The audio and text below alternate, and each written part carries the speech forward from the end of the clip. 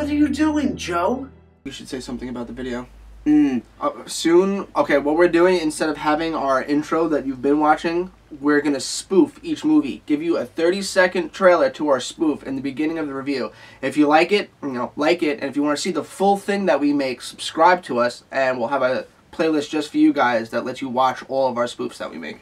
Yeah. Welcome back, everybody. I'm John. And I'm Joe. We're from Hot and Cold, and today we're here to review the new James Bond, Spectre, directed by Sam Mendes. Starring Daniel Craig, Christopher Waltz, and Lea Seydoux. Dave Bautista. Hello. Dude, he didn't even talk. You can't say he was starring in a movie. It's not like he played a mute. They just literally didn't want to give him lines. He was literally the main antagonist. No, he wasn't. Yes, he was. His acting was good, but nobody wants to hear him speak, obviously, so they didn't give him lines. So I'm not gonna. M and Q were way more important than he was. Well, after Guardians of the Galaxy, pretty sure we could see why. Nothing will go over my head. Okay, Joe, short and sweet, give us a synopsis of Spectre. Spectre is the last installment between Daniel Craig and Sam Mendes. Okay, hold on. Spectre is the last... Did I say Spectra? No. Just shut up. Spectre is the last installment between Daniel Craig and Sam Mendes on their James Bond adventure. It follows Bond on an assignment to try and uncover the organization Spectre, led by Christopher Waltz, and it's only after finding out who they really are that he realizes something is very, very wrong. Finally, thank you. Thank you for getting that out. Get someone's name right, bitch. Alright, John, so what did you think of the story? Short and sweet. Well, prolong it. Okay. It was okay. It wasn't derivating. You're not gonna like. What does that mean? Okay. You go from Skyfall, which was incredible. See, that's the problem with this movie. Exactly. And you go from Skyfall, which had you locked in the whole time. Everything about it was incredible. To go on top of all the action, you get the great storyline with it. This didn't really have too much of a storyline, and what they did give you, I felt like there wasn't... It didn't have a storyline. It had a bigger storyline than Skyfall. It just wasn't as impactful. No, all right. They might have tried saying that it had a bigger storyline overall, but they didn't deliver on that. They didn't give you enough information to make it impactful. So, I give it a room temperature for the story.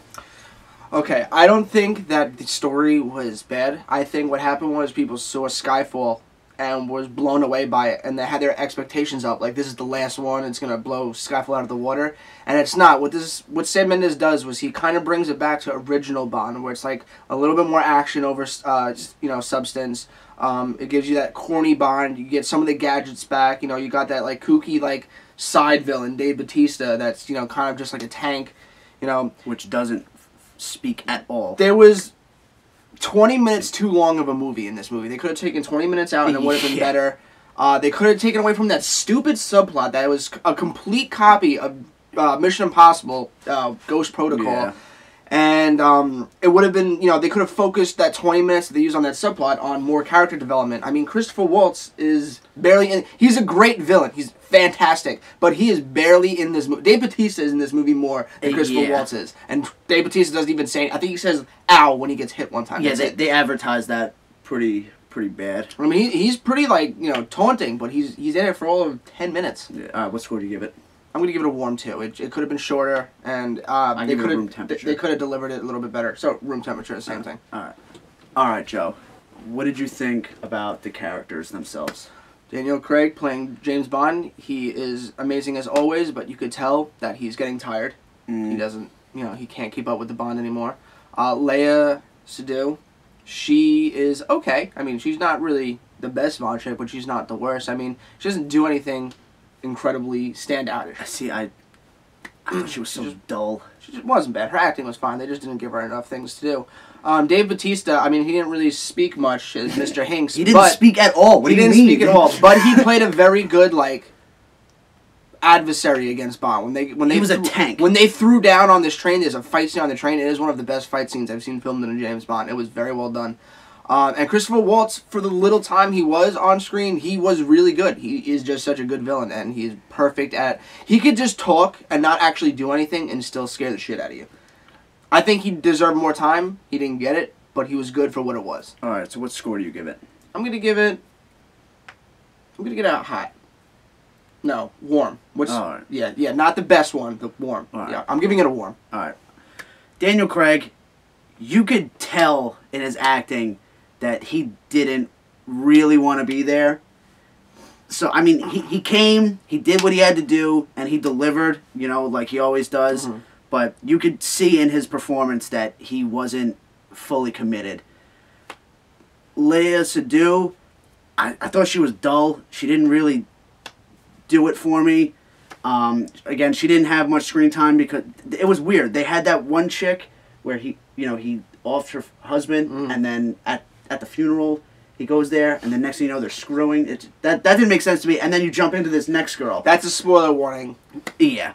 So, sorry, it's after the fact. Christopher Waltz, he wasn't in it enough. They advertised him being this big bad villain, but you get 15 minutes of him. 15 minutes of it, and even he seemed a little dull too.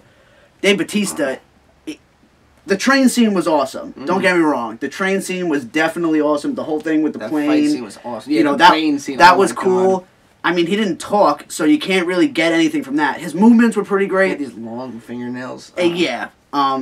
Overall, I'll give the acting a room temperature 2. All right, John, what do you think of the score? It was great. Yeah. It was very entertaining. Like always, it's a James Bond movie, so... They have the perfect score. Yeah. And it's the only movie that could successfully use the same exact fucking score in every movie, and it still just give you those goosebumps. Yeah, you know, because everything they do, you know, with the action scenes, they were on point. You know, it's very, you know, uplifting. It almost gives you goosebumps. You know, the scenes where it's, you know, real low. You know something either bad's happening or it's building up to something bad. So, I'm gonna give the score a hot. It was good. Yeah, I'm gonna give it a hot 2. You know, it does what the audience wants. It it amps up the action scenes and it quiets down the scenes that are intense. It's perfect. You got the infamous like, you know, the main James Bond thing that everyone loves to hear. It's just that's the best thing this movie has going for it, is the score. It definitely drives the movie home in the end. Yeah. So I'm gonna give it a hot as well. All right, Joe. Overall, what did we think of this movie? Overall, you know, we gave this movie a hot. It's not the best Bond. I think if, you know, Skyfall wasn't around, this would be up there with the best, but it's enjoyable. It's good. Don't let us turn you off from it. It is a great, entertaining Bond flick. It just isn't as emotionally core as Skyfall is, but it's still fantastic. Yeah, they should have left it at Skyfall. The ending to Skyfall was great. Mm-hmm. You know, going back to his childhood home. Yeah. You know, really getting an in-depth look at who he was before the 007. Yeah. I mean... Well, this was Sam Mendes' own little... He kind of did what Nolan did. He took Bond and made his own little franchise and made it like, you know, the Casino Royale was the origin, and then it ended with this one tying everything together, but only tying the things together from his franchise. It was good. I mean, see it. You know, it's not a bad movie. It just doesn't live up to Skyfall, but it was still fascinating. Yeah, don't go in there looking for a story like Skyfall. It's more action oriented. Yeah, but if you want to see stuff explode and buildings crumble and Bond being fight scenes, Bond being Bond, then I would go see this. So again, I'm John. I'm Joe. This is Hot and Cold. All right, that's pretty much it. Catch you later. Go. I'm John. And I'm Joe. We're from Hot and Cold, and today we're here to review the new James Bond, Spectre. You didn't say who was directed. It's starring Sam Mendes. I mean, it's directed by Sam Mendes. Welcome back, everybody. I'm John. And I'm Joe. We're from Hot and Cold, and today we're here to review the new... Fuck! You suck. Sorry, go. Léa Seydoux. I don't remember. It was like Amelia something. Something like... Alright, don't even ask me. I'll just fucking say it.